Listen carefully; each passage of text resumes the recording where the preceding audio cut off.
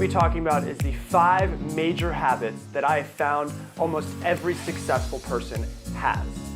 Now, the first one, which I think is probably the most important, but for some reason I find that almost every single successful person does this. And Tim Ferriss, in his new book, talks about that he's interviewed hundreds and hundreds of millionaires and billionaires and influencers and some of the most successful people in the world. And the first thing that he says that 85 to 90% of them wake up early and have some sort of morning routine. And so if you just look at some of the people that I was able to find out have morning routines, you have Jack Dorsey, who started Twitter. He wakes up at 5:30 every single morning and he's a multi-billionaire. Richard Branson, who obviously founded Virgin and many companies and is a multi-billionaire as well, says he wakes up at 5:45 every single morning. He actually opens his shutters so that the sun, when it comes into his room and makes him wake up. You also look at Tim Cook, who is the CEO of Apple. He says he wakes up at 4:30 every single morning. You look at Howard Schultz, who's the guy who founded and is the CEO of Starbucks. He wakes up at 5:30 every morning. So the number one thing that I find that most successful people, extremely successful people do is they wake up early and they have some sort of morning routine. And you might ask yourself, why would they wake up early?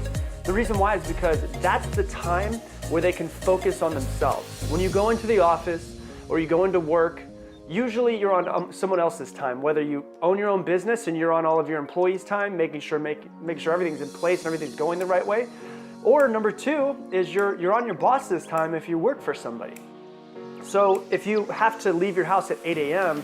and you wake up at 7:30, you jump in the shower and all of those things, you leave at 8, you're immediately waking up to go into somebody else's time. That's what you're doing. You're focusing on somebody else as soon as you wake up in the morning. These people like to focus on themselves, so they wake up a couple hours early. They meditate, they do morning routines, they journal, they have workout exercises, they have a routine, so they wake up a couple hours early to work on themselves before they do anything else. It's just like when the plane is going down, they say put the oxygen on yourself first. When you wake up in the morning, focus on yourself first, because that will then make everybody else around you and make your life better as well. So the first thing is obviously a morning routine. The second thing that I found with the most successful people is they are very, very big on not only making goals, but actually writing their goals down.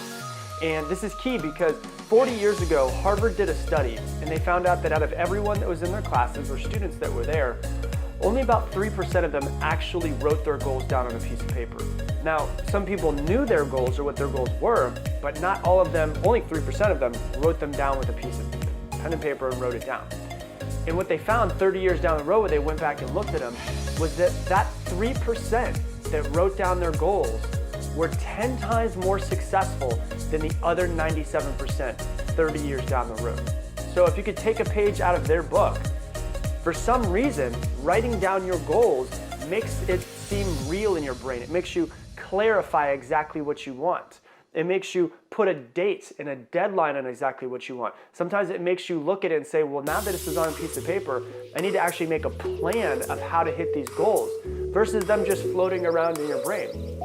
So if you have goals or New Year's resolutions that you're working on, don't just let them float around in your brain. Put them on a piece of paper. Put a deadline to it. Put a goal down on a piece of paper and figure out when you're going to do it, the plan of what you have to do to get there, how you're going to get there. All of those things are important. So the most successful people write it down on a piece of paper, because when it's in your brain, it's just kind of floating around in your brain. But when it's on a piece of paper, it is physical and it is now something that is real and exists in the world. So the second thing they do is they write down all of their goals. The third thing that I found with most successful people is they have a habit of creating mentors, like going out and actually finding mentors or actually finding coaches to make them be better at whatever it is that they're working towards. And there was a study that I found that said that the average millionaire over the course of their lifetime has had 7 very serious mentors or coaches. Now, why is that important?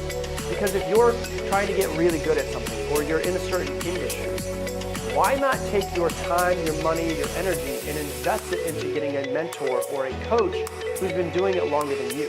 Because here's the thing, they could teach you 20 years of experience of what they've done right, what they've done wrong, most importantly, and they can teach you all of that in a much shorter period of time than it would take you to go out, make mistakes, and learn for yourself.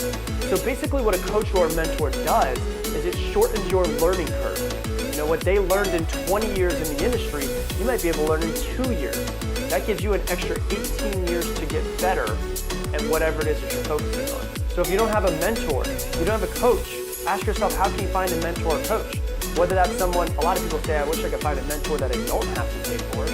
But when I was 19 years old, I paid $500 a month, which was more than I paid in rent, to have my very first mentor, which at that point in time, I thought I was crazy. My friends thought I was crazy too. But it was the best decision I ever made because it got me to be successful a lot quicker than if I had just tried to go out and figure it out myself.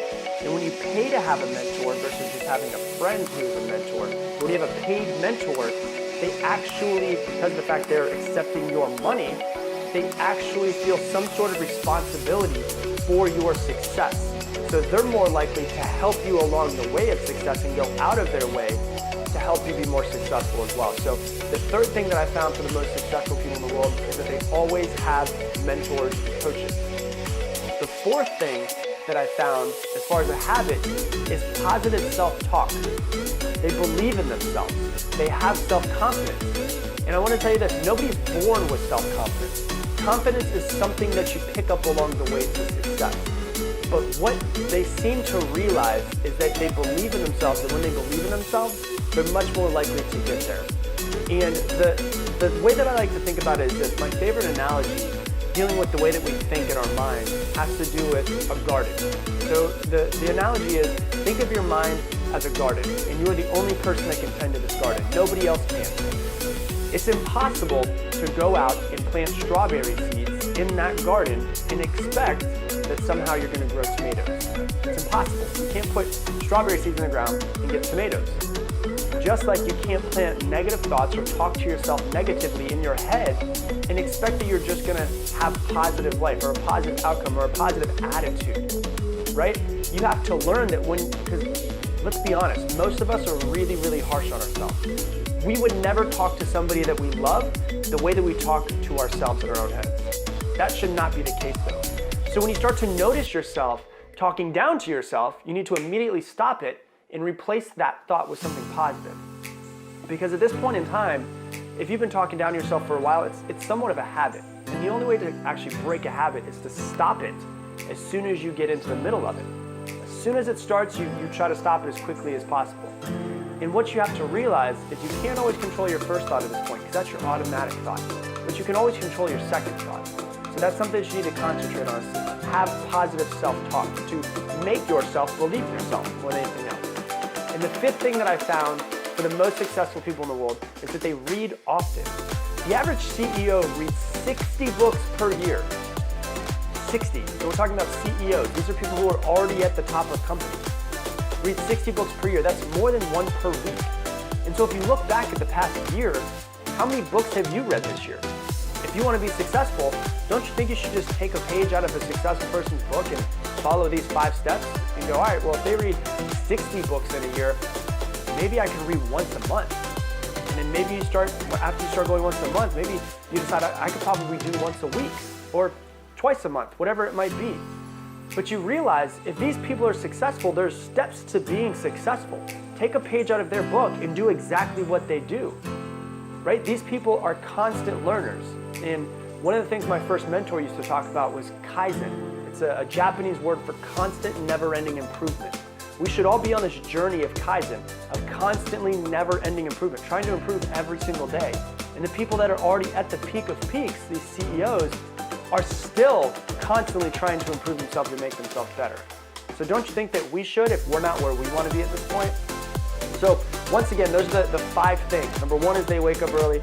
Number 2 is that they write down their goals and they make them physical. Number 3 is that they have mentors and coaches. Number 4, positive self-talk. They believe in themselves. They have confidence. They figure out what's going on in their brain. They make sure they wire it the way that they want to with positivity. And the 5th thing is that they read very often. So if you like this episode, please do me a favor. Please give it a thumbs up, give it a like. If you have any comments, please type them down below. And I have new episodes that come out every Monday, Wednesday, and Friday. So if you want to see more, go ahead and click the subscribe button as well. But I appreciate you, and I'll talk to you soon.